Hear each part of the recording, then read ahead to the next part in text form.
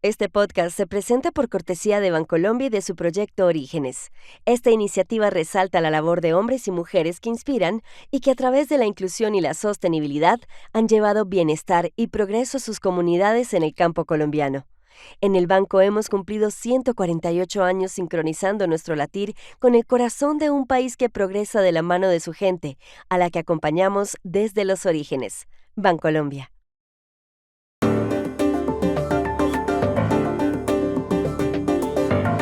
La noticia de las próximas horas en el mundo será el cara a cara, esta noche en Atlanta, entre Joe Biden y Donald Trump.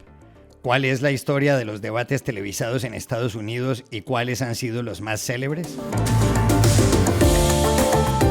A propósito del debate entre Joe Biden y Donald Trump, la gente se hace preguntas. Por ejemplo, ¿en qué se diferencia el duelo de hoy del de los anteriores? ¿Y será decisivo? Aquí trataremos de responder. El presidente de Bolivia, Luis Arce, denunció ayer un intento de golpe de Estado por parte de quien fue hasta el martes su comandante del ejército. ¿Cuál era la situación cuando caía la noche y cómo entenderla?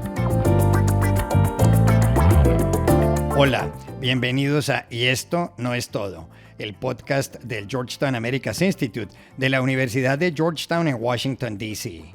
Soy Juan Carlos Iragorri, desde Madrid. Soy Paz Rodríguez Niel, desde Buenos Aires. Soy Jorge Espinosa y estoy en Bogotá. Es jueves 27 de junio y esto es todo lo que usted debería saber hoy.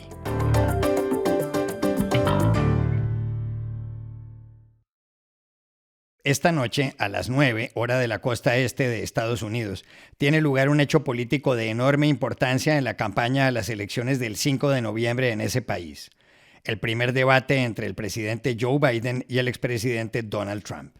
El debate tendrá lugar en la CNN en Atlanta y será moderado por los periodistas Jake Tapper y Dana Bash. Biden, de 81 años, y Trump, de 78, que en su orden representan a los partidos demócrata y republicano, están empatados en las encuestas.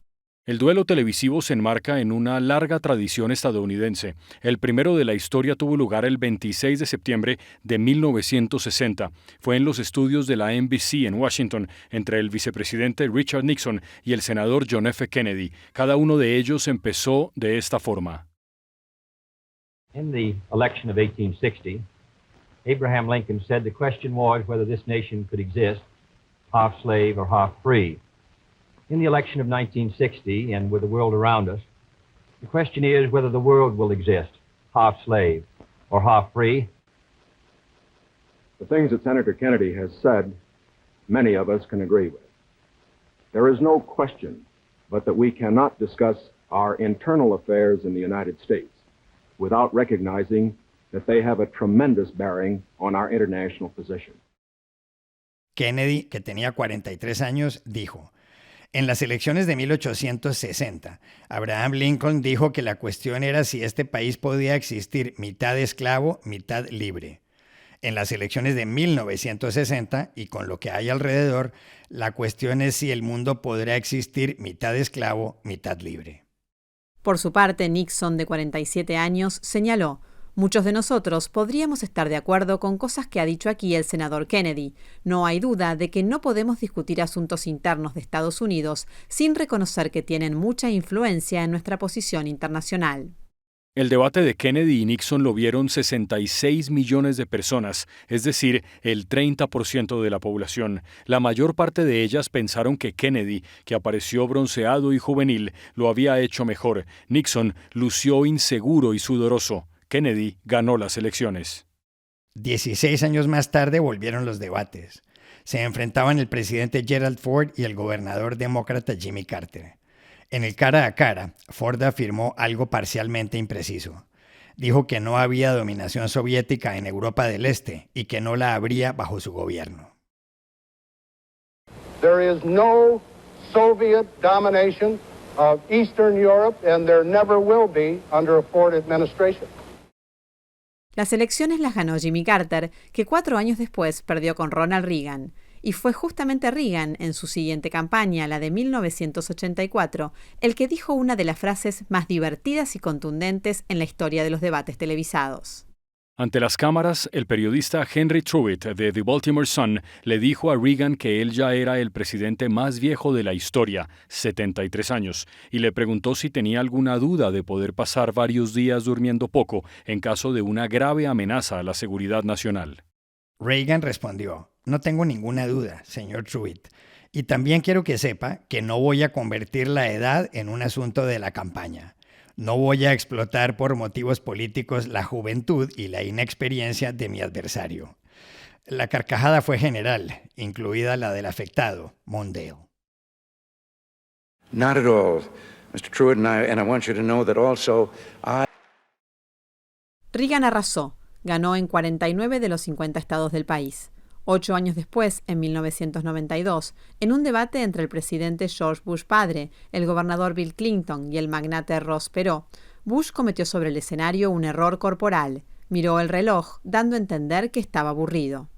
Al final, Bush, con 39 millones de votos, perdió con Clinton, que obtuvo 45 millones. Al triunfo de Clinton contribuyó el independiente Perot, que recibió 20 millones de votos. Y para terminar esta historia, el siguiente debate llamativo fue en 2020 entre Biden y Trump, por lo tenso. Vote and let your senators know how strongly you feel. Vote now. Make sure you, in fact, let people know you're a senator. I'm not going to answer the question because the question is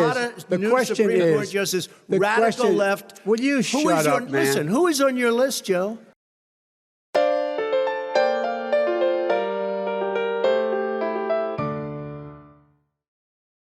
Tras haber recorrido hace un momento los 54 años de historia de los debates televisados en Estados Unidos y a pocas horas del duelo que sostendrán el presidente Joe Biden y el expresidente Donald Trump en Atlanta, hay varias preguntas que se hace la gente. La primera es: ¿qué diferencia el debate de esta noche en la CNN con los anteriores? Llamamos a Washington, D.C. a nuestra compañera, la analista y periodista Dori Toribio, que ha cubierto varias campañas presidenciales en Estados Unidos. Juan Carlos, hay varias cosas diferentes esta vez. Primero, que este es el debate presidencial que se celebra más pronto en la historia. Todos los debates televisados, desde el primero, en 1960, han sido entre septiembre y octubre, porque en la política de Estados Unidos se considera que el Labor Day, el Día del Trabajo aquí, que se celebra la primera semana de septiembre, es el inicio no oficial de la campaña electoral. Una vez han concluido las convenciones de los dos grandes partidos en julio y en agosto. Pero esta vez ambos candidatos querían empezar antes, porque ya está todo claro y todo el mundo sabe de sobra quiénes son. Además, esta vez, este cara a cara no está organizado por la Comisión Presidencial de Debates, que es una organización bipartidista que ha gestionado estas citas políticas en Estados Unidos desde los años 80, pero no esta vez, porque tanto Biden como Trump dijeron que no querían esperar hasta el otoño para esta cita. Por eso este debate está organizado por CNN. Algo que tampoco tiene precedentes es que se enfrentan los dos candidatos de mayor edad de la historia, y esto va a estar presente en el debate, especialmente la edad del presidente Joe Biden. Y tampoco nunca uno de los dos candidatos llegaba a un cara a cara con antecedentes penales o casi. En este caso Donald Trump, que acaba de ser declarado culpable en el juicio en Nueva York por los pagos de silencio a la actriz Stormy Daniels, y será sentenciado el 11 de julio. Esto también será parte del debate en el que Biden y Trump se verán las caras nuevamente después de 4 años en busca de la Casa Blanca. Esto sí tiene precedentes. Es la 7ª vez en la historia de Estados Unidos que los dos mismos políticos se enfrentan de manera consecutiva en comicios presidenciales. La última vez fue en 1956, cuando el presidente Eisenhower se enfrentó y ganó por segunda vez al gobernador de Illinois, el demócrata Adlai Stevenson. También le preguntamos a Doris si este debate puede definir la campaña, inclinar la balanza, cuando estamos a poco más de 4 meses de las elecciones. Sí, puede cambiar las cosas. Siempre existe este interrogante, y esto pasa en muchos países, sobre si realmente los debates sirven para algo, si cambian votos. Y especialmente en una situación como esta, en la que quedan más de 4 meses para las elecciones. Pero hay que tener en cuenta varios factores. Para empezar, estos son 2 candidatos perfectamente conocidos por todos los votantes. No tienen que presentarse a una audiencia nacional. Todo el mundo sabe quiénes son y pueden ir directamente al grano. Además, en Estados Unidos, en los últimos años, ha cobrado fuerza el voto por correo, que empieza semanas antes del día de las elecciones, dependiendo de cada estado. Con lo cual, hay votantes que no esperarán a noviembre. Pero sobre todo, la historia demuestra que un debate puede ser decisivo en 2 circunstancias, 2 escenarios. 1, cuando las encuestas están muy ajustadas, como es el caso en la actualidad, con lo cual unos miles de votos pueden cambiar las cosas y quizás haya votantes indecisos que esta vez quieran sintonizar este debate y tomar su decisión. Y 2, cuando un candidato comete un gran error en un debate, esto incluso puede costarle la campaña. Y eso lo sabe muy bien el presidente Biden, quien se ha lanzado varias veces a las elecciones presidenciales, la primera de ellas hace casi 40 años, y tuvo que suspender su campaña poco antes de 1988, año electoral, porque cometió un error en un debate con sus rivales en las primarias demócratas en Iowa. En 1987 dejó una frase de un político británico sin atribuir su autoría, se consideró plagio y ese fue el final.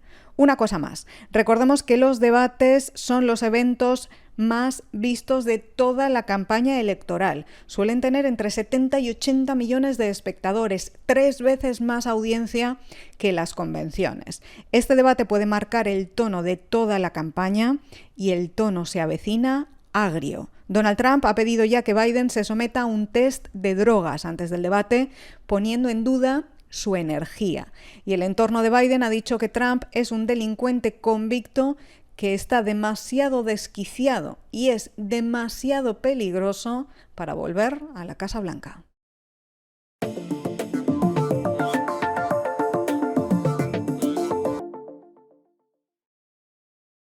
Este podcast se presenta por cortesía de Movistar Empresas, el aliado que está transformando negocios en Argentina, Chile, Colombia, Ecuador, Perú, Uruguay, México y Venezuela, brindando soluciones digitales que se ajustan a cada necesidad y potenciando sus operaciones con servicios en cloud, IoT, seguridad, conectividad, Big Data y advertising.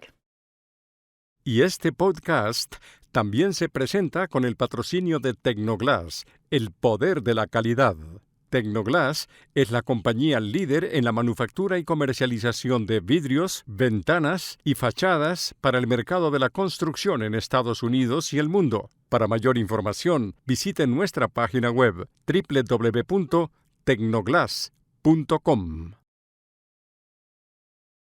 Bolivia vivía ayer, al momento de grabar este podcast, una situación muy comprometedora. La anunció después del mediodía, hora local, el presidente Luis Arce, luego de que un vehículo militar abrió una de las puertas del Palacio Quemado, la sede del Poder Ejecutivo en La Paz.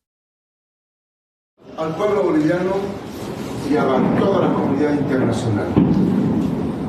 El país hoy está enfrentando un intento de golpe de Estado. Hoy el país enfrenta una vez más intereses para que la democracia en Bolivia se trunque.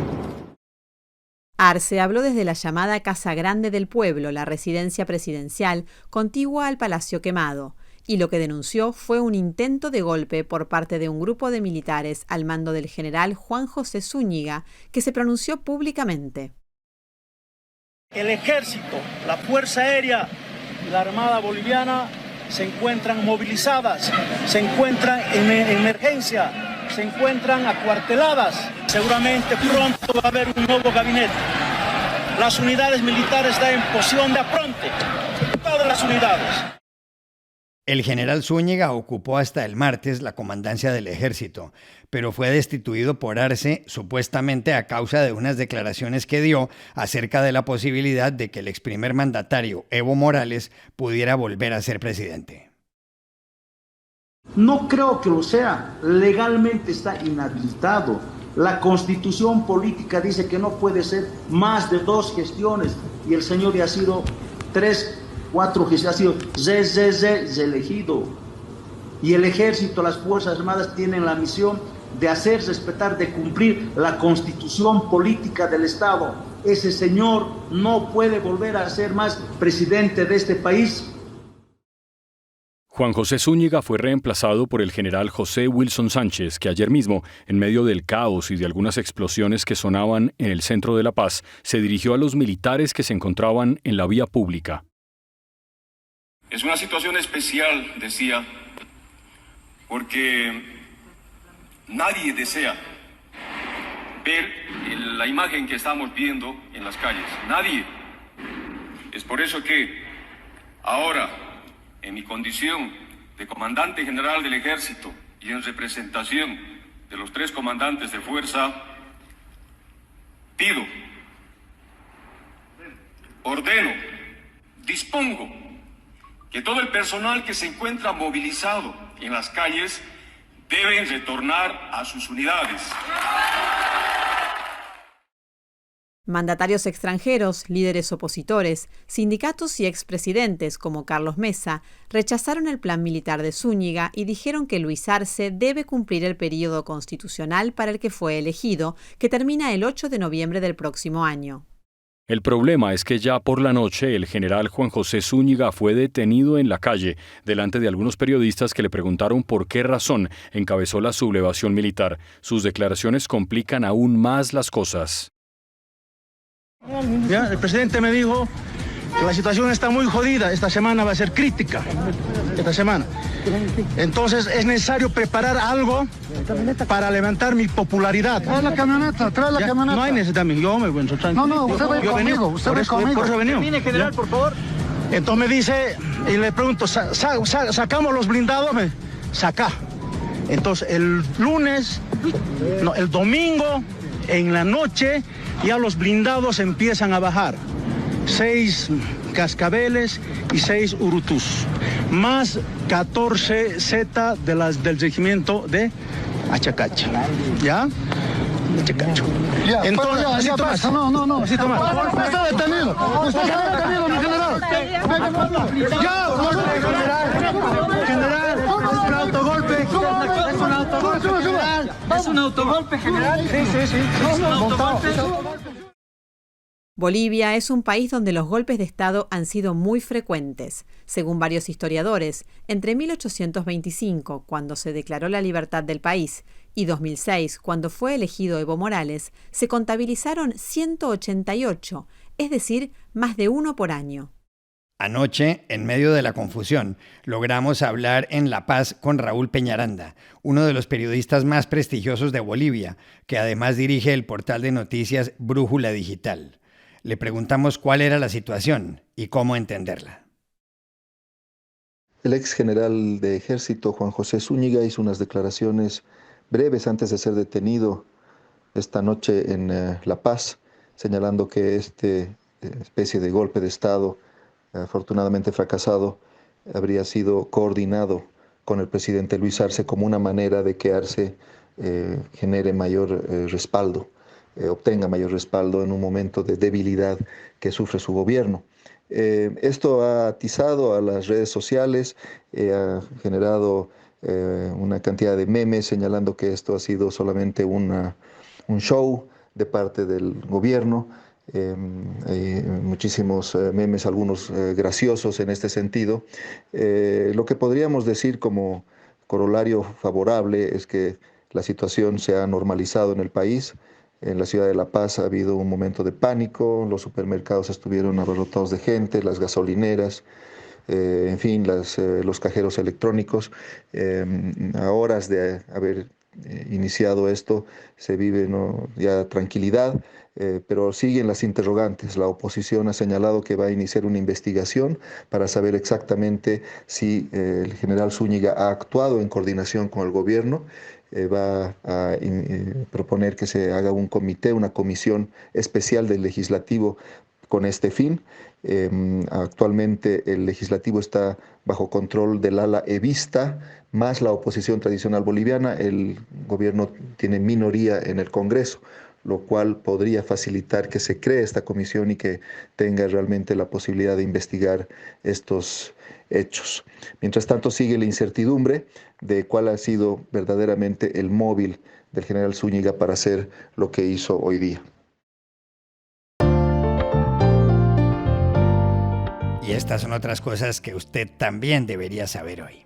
Una corte de Nueva York condenó ayer a 45 años de cárcel y a una multa de $8 millones al expresidente hondureño Juan Orlando Hernández. El dirigente, que gobernó a su país de 2014 a 2022, fue hallado culpable de conspirar para el transporte de varias toneladas de cocaína hasta los Estados Unidos. Hernández, de 55 años, dijo que es inocente. En 2021, su hermano Juan Antonio fue condenado por la misma causa en Nueva York, aunque la pena resultó mucho más severa. Cadena perpetua.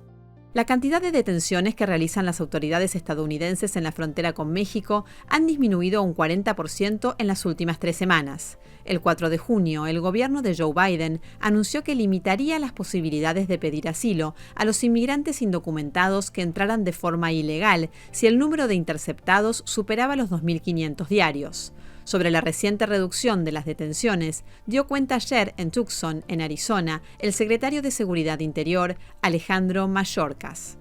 Las personas que consumen diariamente un suplemento multivitamínico no tienen posibilidades de vivir más años que quienes no lo emplean, acaba de concluir un estudio médico publicado en JAMA Network Open, un órgano de difusión de la Academia Médica de Estados Unidos.